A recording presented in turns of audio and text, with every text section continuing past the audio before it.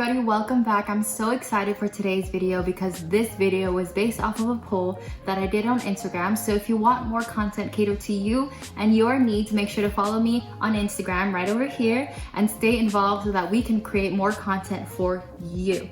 With that being said, let's get straight into the video. Before we start making a budget and planning out all these financial things, I want to start with step 0, which is making sure that you have the right mindset so that you can actually reach your budgeting goals, actually put the money away. Because what a lot of people do, they create a budget for themselves, they say and do all these things, but they never actually put away the money. And why? Because they don't have the right mindset. So taking this first step is what's going to set you apart from everybody else, because you will have the ability to reach your goals compared to all those people who plan and then just never stick to it. So the great thing about this is that it is also action oriented. So I'm going to want you to take out a paper, something to write with, so that you can stay with me along every single step, and make sure to just take a pause in between each and every step too, so that you can write down and list out everything that I'm going to ask you to do. Step 1, recognize the self-sabotaging thoughts that are preventing you from reaching your financial goals. So that's something like, I won't be able to pay off my $50,000 of debt. I will never be able to afford a house. I can't afford a fancy car. I can't go on vacation. I will never make as much money as Bill over here on this side. I'm not rich. I can't be rich. I won't have enough money. I can't afford blah, blah, blah, all these things. I'm going to want you to write down every single one of these stops, right until you cannot write anymore. Because if you let these thoughts slip through the cracks, it'll just accumulate and grow into this big hurricane, and then you're back to step 0 again. Take a couple seconds to yourself, write it all down, pause the video, take some time.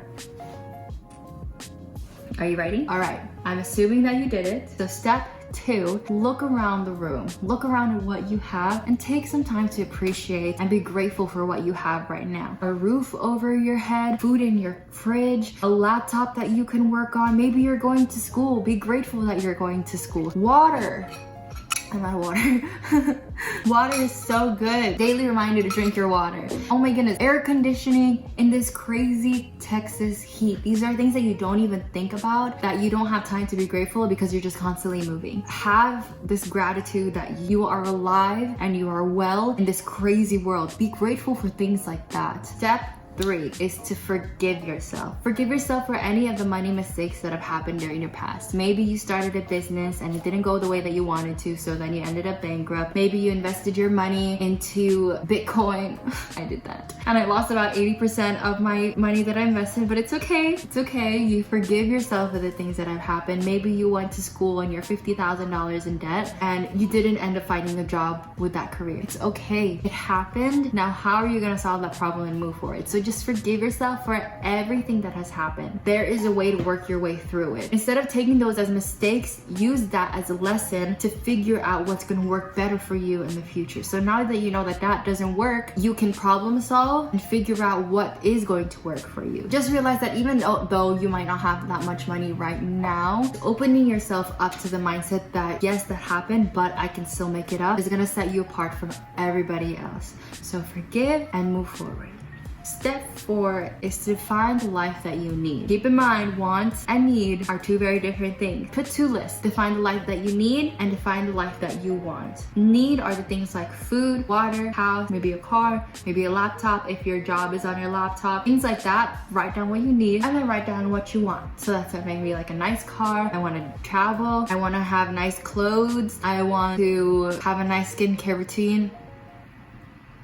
If you want a little bit more about skincare, I could do that too. The nice to have, the needs and the nice to have. Make sure to separate those and write down each and every single one of them. Take some time because this is what we're gonna use for our future videos. Keep that in mind. Step number 5. This is probably the most important step. I want you to go back to step number 1 where you listed all the self-sabotaging thoughts, all of those different statements. And what I want you to do is write, but I can, after each and every statement.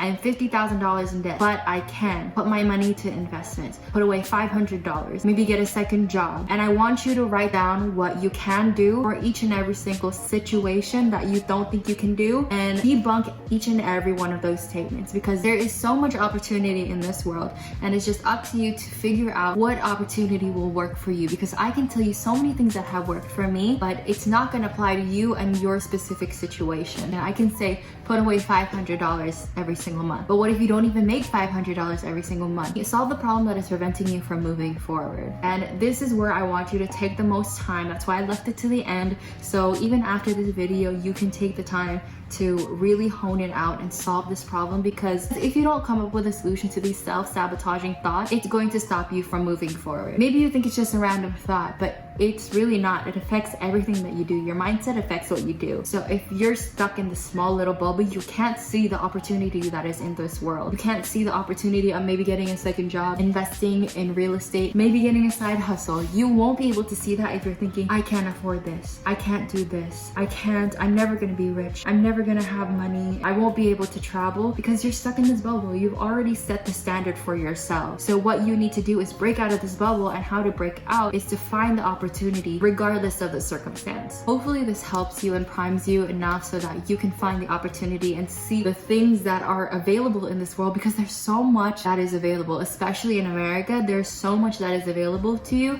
It's up to you to just find the right opportunity that will work for you in your circumstance. So yeah, that's it.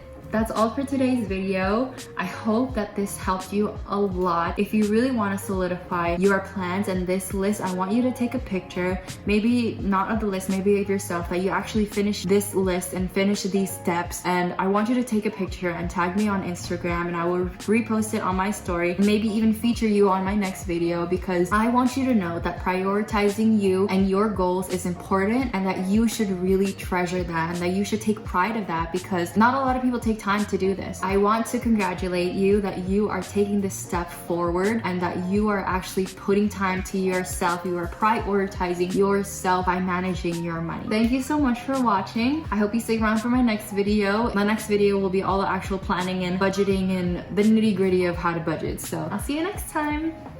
Bye.